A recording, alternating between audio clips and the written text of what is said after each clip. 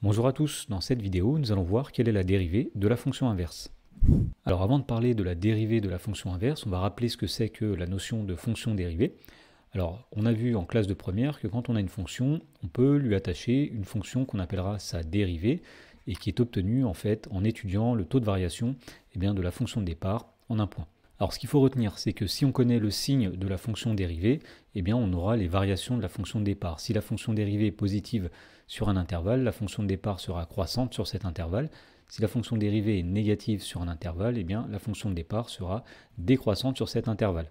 La dernière chose à connaître du programme de première, c'est que on sait calculer la fonction dérivée d'une fonction dans certains cas. Alors première situation, si la fonction f c'est une fonction constante, f de x égale k, sa fonction dérivée c'est la fonction nulle, f' de x vaut 0. Ensuite, si la fonction f c'est la fonction définie par f de x égale x, sa fonction dérivée, f' de x, est égale à 1. Si jamais f c'est la fonction carrée, f de x égale x au carré, sa fonction dérivée, f' de x, c'est 2x. Et pour finir, dernier résultat à connaître, si la fonction f c'est la fonction cube, sa fonction dérivée, f' de x, c'est la fonction 3x carré. Et donc la proposition ci-dessus va nous donner la fonction dérivée de la fonction inverse. Alors la fonction inverse, elle est définie par f de x égale 1 sur x, et donc la dérivée de la fonction inverse, c'est la fonction f' de x qui est égale à moins 1 sur x au carré. Alors on vient de voir que la dérivée de la fonction 1 sur x, c'est moins 1 sur x au carré.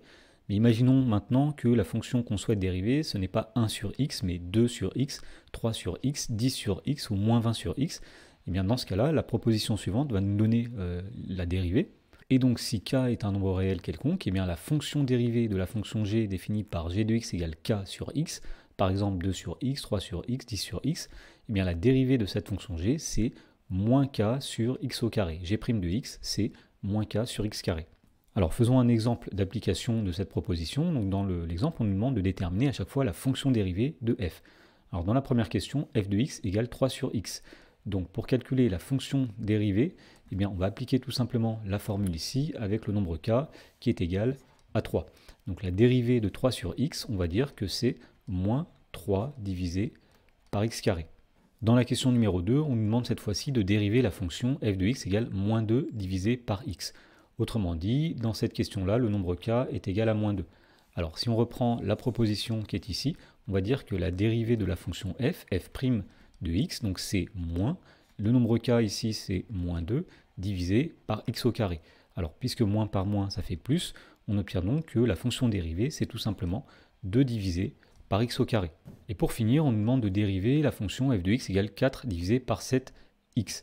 Alors on va simplement commencer par dire que f de x, c'est tout simplement 4 septièmes divisé par x. C'est la même chose, lorsqu'on calcule 4 septièmes divisé par x, on obtient 4 sur 7x. Et donc dans ce cas-là, on voit que le nombre k est égal à 4 septièmes, donc la dérivée de la fonction f, on va dire ici que c'est moins, donc le nombre k, c'est-à-dire 4 sur 7 divisé par x au carré. Et donc si on réduit cette expression, on peut dire que c'est moins 4 divisé par 7x carré. Dans l'exemple suivant, on nous dit que g c'est la fonction définie sur moins l'infini 0 union 0 plus l'infini, autrement dit 0 est une valeur interdite, et on nous dit que g est défini par g de x égale 5 sur x. Dans la première question, on nous demande de déterminer la fonction dérivée de la fonction g.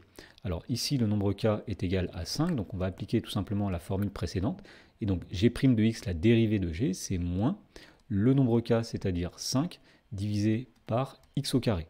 Dans la question numéro 2, on nous demande d'en déduire le tableau de variation de la fonction g sur l'ensemble moins l'infini 0, union 0 plus l'infini. Alors on a rappelé au début de la vidéo que pour connaître les variations d'une fonction, il suffit de connaître le signe de sa fonction dérivée. Alors ici, la fonction dérivée g', on voit qu'elle est tout le temps négative, puisque on a un quotient ici d'un nombre positif par un nombre positif, donc le quotient lui-même sera positif, puisqu'il y a moins devant, on pourra dire que g' de x est négatif sur l'ensemble moins l'infini 0, union 0 plus l'infini. Et donc pour présenter le tableau de variation de la fonction g, on va faire un tableau à 3 lignes. Donc dans la première ligne, nous allons avoir x qui va aller de moins l'infini jusque plus l'infini, sachant que la valeur 0 est une valeur interdite. Ensuite, nous mettrons la ligne g' où nous mettrons le signe de la dérivée. Et pour finir, nous mettrons la ligne g où nous mettrons les variations de la fonction g. Alors tout d'abord, on a dit que 0 était une valeur interdite, on n'a pas le droit de diviser par 0 finalement, donc pour cela, on va mettre une double barre dans le tableau pour indiquer que eh bien c'est une valeur qu'on ne peut jamais prendre, la fonction n'est pas définie quand x vaut 0. Ensuite, on vient d'expliquer que la fonction g' est toujours négative, donc on va mettre un moins dans chaque case, donc moins ici, et on sait enfin que quand la dérivée est négative, eh bien la fonction elle-même est décroissante. Donc on va mettre tout d'abord une première flèche vers le bas pour dire que g est décroissante sur moins l'infini 0, et une deuxième flèche vers le bas pour dire que g est aussi décroissante sur l'intervalle 0 plus l'infini. Et pour finir, on peut tracer la représentation graphique de la fonction g pour voir qu'elle concorde bien avec le tableau de variation. Et en effet, on voit bien que la fonction g est décroissante de moins l'infini à 0. En 0, nous voyons qu'il y a une asymptote verticale, puis la fonction est décroissante de 0 jusque plus l'infini.